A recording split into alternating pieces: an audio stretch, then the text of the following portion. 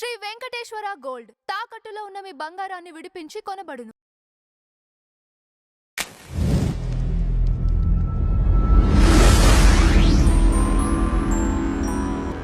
నమస్కారం కృష్ణకుమార్ గారు.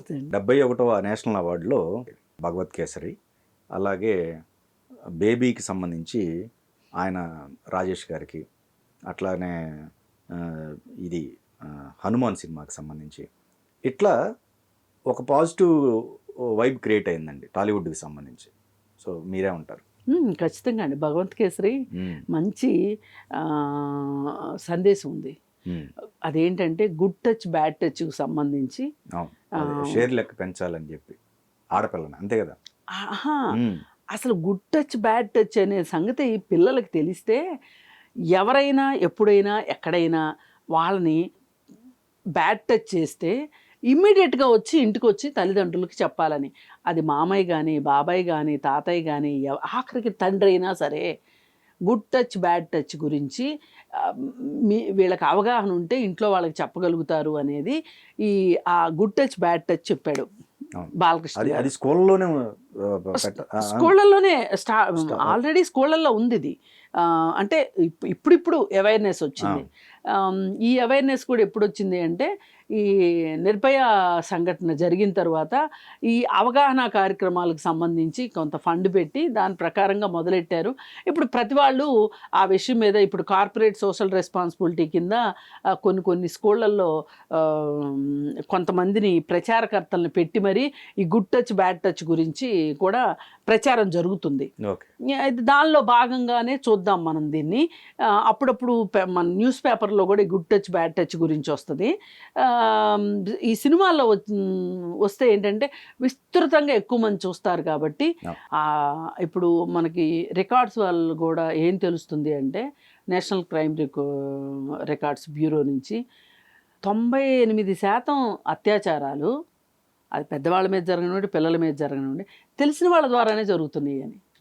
ఈ బాబాయిల పేరుతోటి, మామయ్యల పేరుతోటి, తాతయ్యల పేరుతోటి వాళ్ళు కొన్ని సందర్భాల్లో సొంత తండ్రి ఇలా అత్యాచారం చేస్తున్నారు అని. అందుకని ఏంటంటే తల్లి ఖచ్చితంగా విధిగా గుడ్ టచ్ బ్యాడ్ టచ్ నేర్చుకొని ఎక్కడ వరకు టచ్ చేస్తే తప్పు లేదు, అది దాటారా, ఆ బోర్డర్స్ క్రాస్ చేశారా మీరు ఖచ్చితంగా మాకు చెప్పండి అనే విషయం తల్లి ఖచ్చితంగా పిల్లలతో చెప్పాలి. ఆ పాపకి ఏంటంటే ఆ సినిమాలో తల్లి తండ్రి ఇద్దరూ లేరు కాబట్టి బాలకృష్ణ అన్నీ తనే పెంచాడు కాబట్టి ఆ పాపకి చెప్పటం మనకి గమనిస్తాం ఆ సినిమాలో.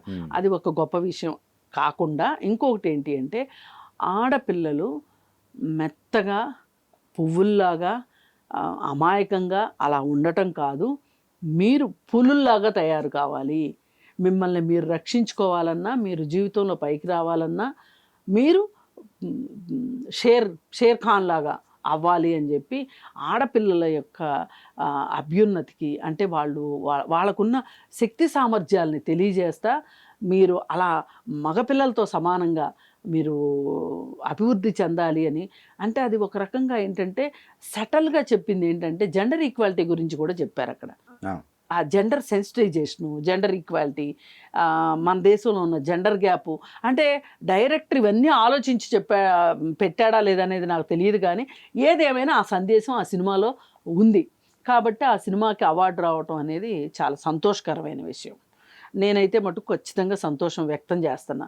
ఎందుకంటే ఇప్పుడు ఆ సినిమాలో ఉన్న వాటికి ఆ అవార్డు ఇవ్వటం వల్ల సమాజం ఎప్పుడైనా మళ్ళీ ఆ సినిమా అవార్డు విన్నింగ్ మూవీ అంటే టీవీలో వస్తుంటే కూడా మళ్ళీ కావాలని చూస్తారు.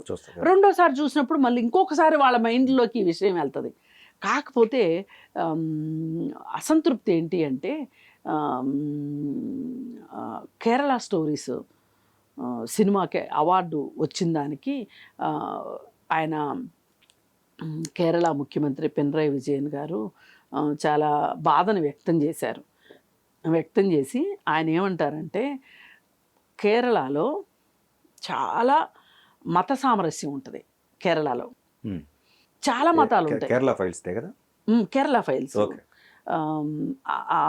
కేరళలో హిందూ మతము ప్రబలంగా ఉంటుంది, క్రిస్టియన్ మతము ప్రబలంగా ఉంటుంది, ముస్లిం మతము ప్రబలంగా ఉంటుంది. ముగ్గురు ఉంటారు కానీ అక్కడ ఘర్షణలు జరగవు. చాలా బాగా, అంటే మత సామరస్యం చాలా బాగుంటుంది ఆ స్టేట్లో. అలాంటి స్టేట్లో స్టోరీస్ తీసుకొని మీరు అలాంటి రాష్ట్రం మీద మీరు ఈ విధంగా వైషమ్యాలు రెచ్చగొట్టేటట్లు, మత కల్లోలాలు వచ్చేటట్లు ఫేక్ స్టోరీతోటి సినిమా తీశారు. ముందేం చేశారు అంటే ఎట్లా తీశారు అంటే అది వాస్తవ చిత్రీకరణ అన్నట్లు మొదలెట్టారు.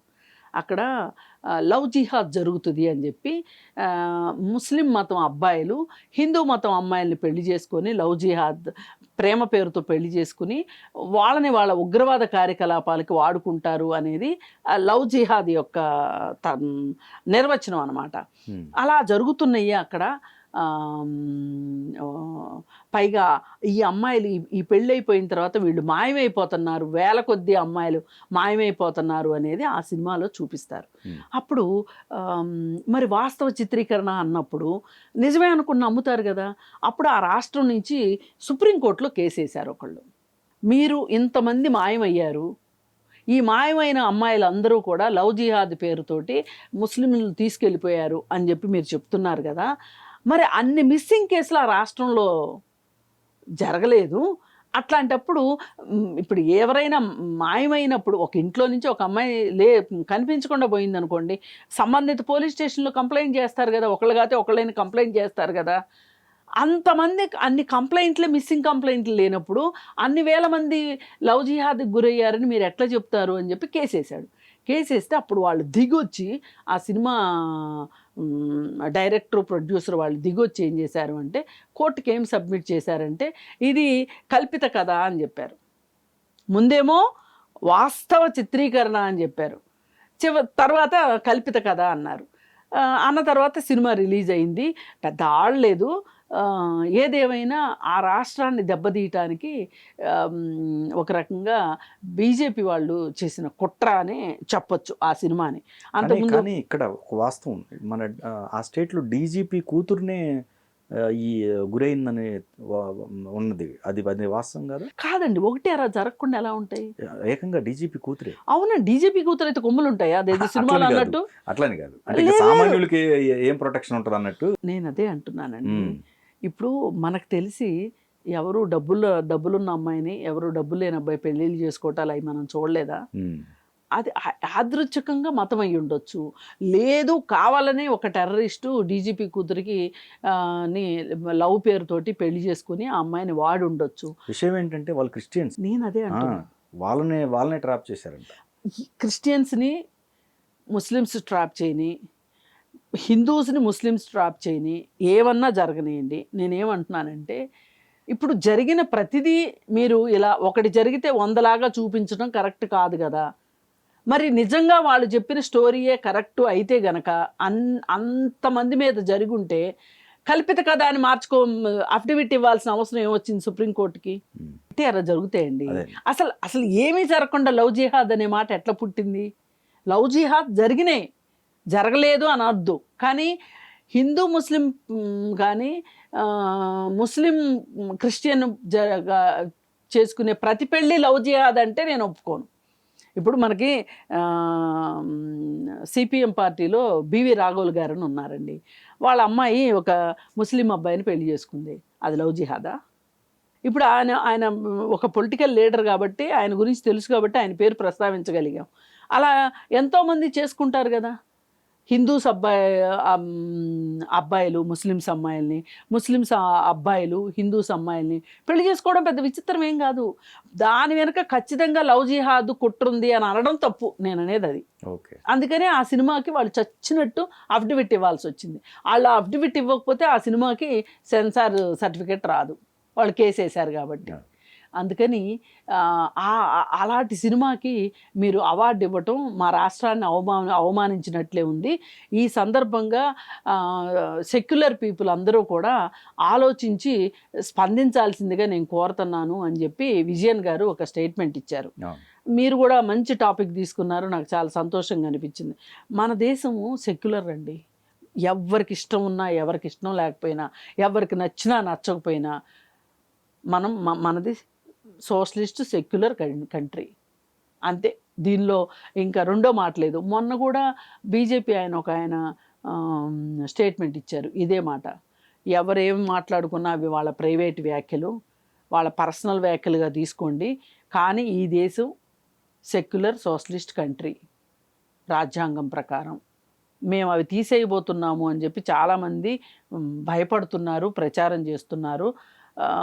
కానీ అలాంటిది ఏమీ జరగదు అని చెప్పాడు ఆయన. ఆ ప్రచారం చేస్తుంది ఎవరు? వాళ్ళ పార్టీ వాళ్ళే. సరే, ఏదేమైనా ఆయన నోట్లోంచి ఆ మాట వచ్చింది కాబట్టి సంతోషం. అండ్ ఇక్కడ ఇంకోటి హనుమాన్ మూవీ కూడా ఉంది. హనుమాన్ మూవీ కూడా ఎంపికైంది. హనుమాను అప్పుడు ఆడకుండా పెద్ద సినిమాలేవో మింగేసినాయి కానీ రాకాశాలలాగా, కానీ మంచి సినిమా అన్నారు. అదొకటి. తర్వాత బేబీ లవ్ స్టోరీ మీదే కదా. బేబీ అప్పుడు కూడా విమర్శలు వచ్చాయి, చాలా విమర్శలు వచ్చాయి. ఆయన విభిన్నమైన కథాంశాలు తీసుకుంటున్నారండి. అది ఒక రకంగా మంచి మంచి వైవిధ్యభరితంగా ఉండాలండి సినిమాలు అనేవి. ఏదో మోసగా ఒక హీరో ఒక హీరోయిన్, 4 ఫైట్లు, 4 ముద్దు సీన్లు, లేదా 5 డ్యూయెట్లు, ఇట్లా కాకుండా మోసలోకి వెళ్ళటం కాకుండా చక్కగా ఇట్లా తీస్తున్నారు. ఇలా ఉండాలి అంటే ఒక ఫ్రెష్నెస్ ఉండాలి. ఇప్పుడు ఎప్పుడైనా ఫ్రెష్ డైరెక్టర్స్, ఫ్రెష్ మాటల రచయితలు ఫ్రెష్గా ఉంటాయి. భగవంత్ కేసరికి అవార్డు ఇచ్చారు, మంచి విషయానికి ఇచ్చారు. మంచి ఎలిమెంట్స్ ఉన్నాయి సినిమాలో. చాలా బాగుంది సినిమా.